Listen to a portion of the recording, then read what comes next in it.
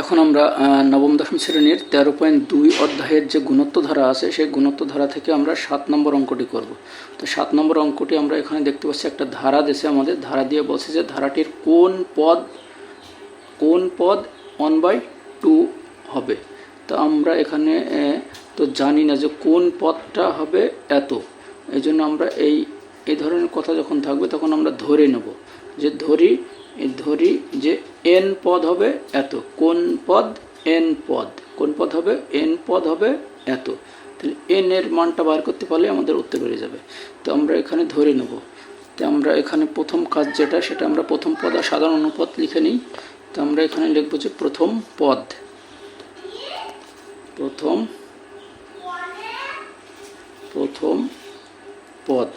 কি আমাদের a সমান প্রথম পদ আমাদের 128। তারপরে সাধারণ অনুপাত, সাধারণ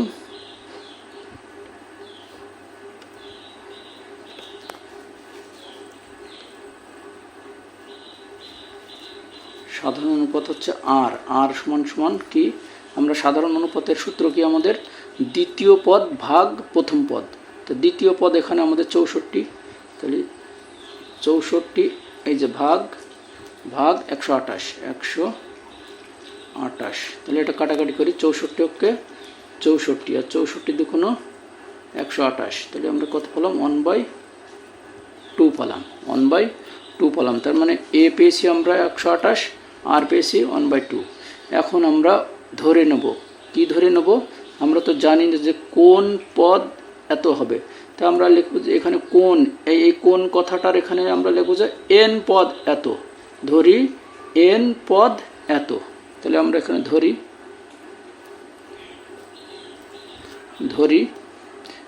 n পদ এত, n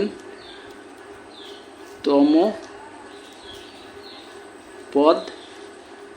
আমাদের এই অঙ্কের মধ্যে কিন্তু সমষ্টি বলে নাই, তাহলে আমরা এখানে যে সমষ্টি সূত্র ব্যবহার করব না, এখানে আমরা কি n পদ মানে কি n তম পদ সমান কত ধরবো, এইটা 1/2। এইটাকে আমরা ধরে নিলাম যে এইটা আছে হচ্ছে n তম পদে, এই যে 1/2টা কোথায় আছে, n তম পদে আছে। তাহলে আমরা এখন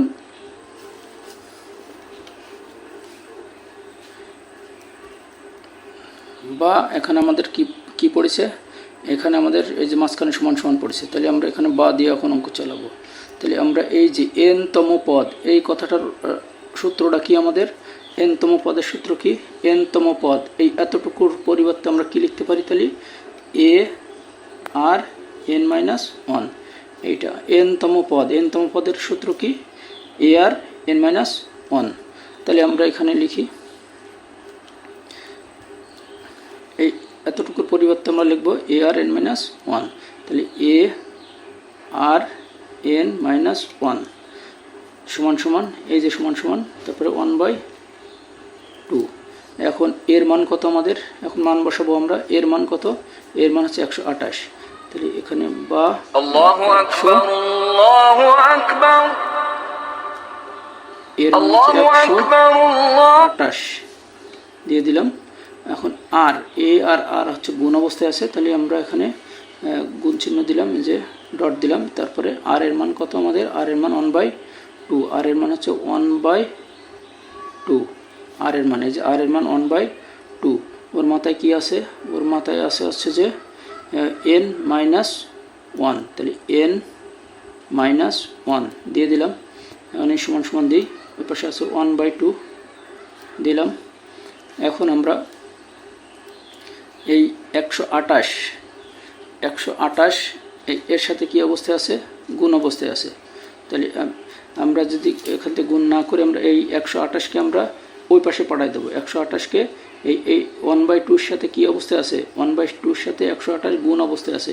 তাহলে এই 128কে আমরা এই ডাইন পাশে পাঠাই দেবো। তাহলে বা 128 আর লিখবো না, আমরা ওকে পাঠাই দেবো ও পাশে, এই জন্য আমরা 1/2।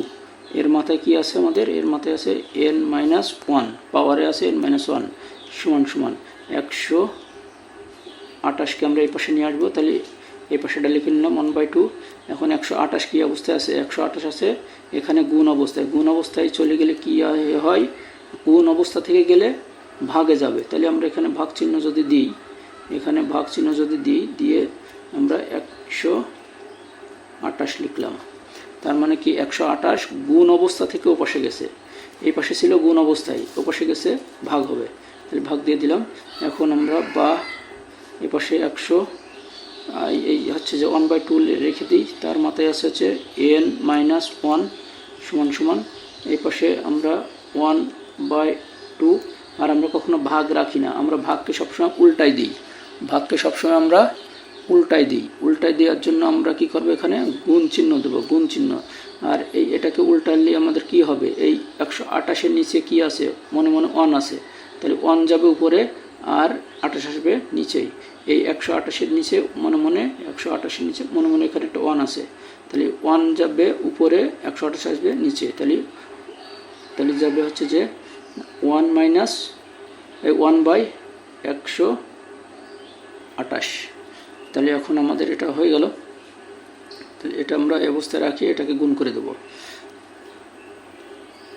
তাহলে বা 1/2 এই পাশে যা আছে তাই n-1 সমান সমান এককে 1 হয়।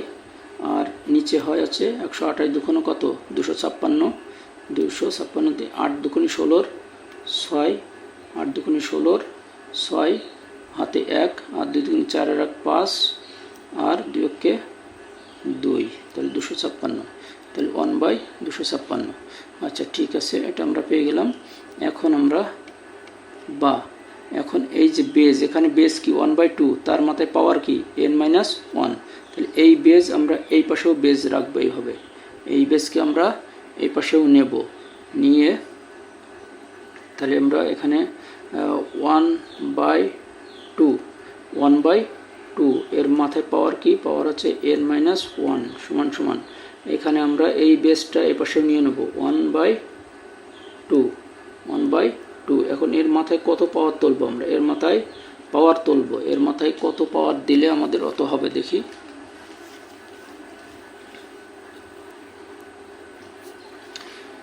তাহলে এর পাওয়ার যদি আমরা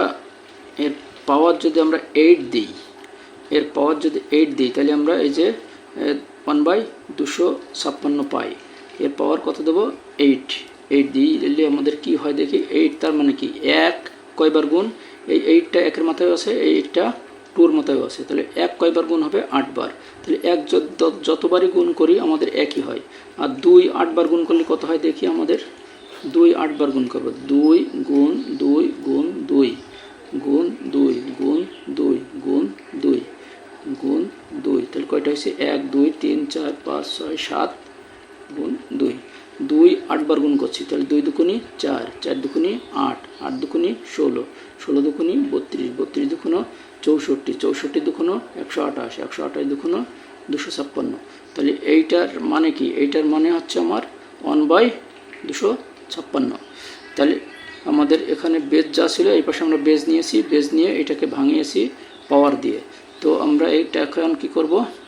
এইটাকে আমরা এখন এই যে বেজ আর বেজ মিল আছে, তাহলে বেজ আর বেজ কেটে দিতে পারি। বেজ কাটা, তাহলে আমাদের এখানে থাকে কি? এখানে থাকে হচ্ছে যে n-1 আর এই পাশে থাকে কি আমাদের?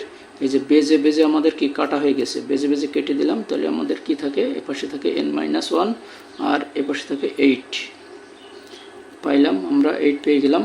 এখন আমরা n সমান সমান এই যে 8 আর এই 1কে এপাশে পার করবো, তাহলে 1 এখানে মাইনাস আছে, তাহলে ওপাশে গেলে কি হবে? +1।